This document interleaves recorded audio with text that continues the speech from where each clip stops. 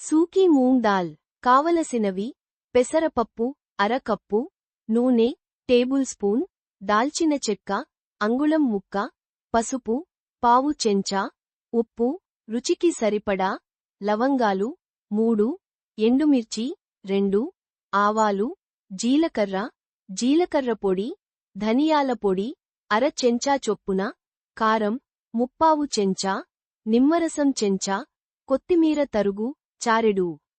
తయారీ: పెసరపప్పును అరగంట నానబెట్టి అందులో నీళ్లు వంపేసి పక్కనుంచాలి. ప్యాన్లో నూనె వేడయ్యాక ఆవాలు అవి చిటపటలాడుతున్నప్పుడు దాల్చిన చెక్క, లవంగాలు, జీలకర్ర, ఎండుమిర్చి వేయాలి.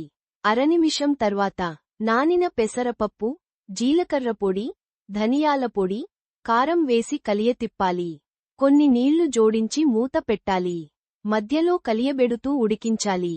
7-8 నిమిషాల తర్వాత కొత్తిమీర తరుగు, నిమ్మరసం వేసి దించేస్తే గుమగుమలాడే సూకీ మూంగ్ దాల్ సిద్ధం.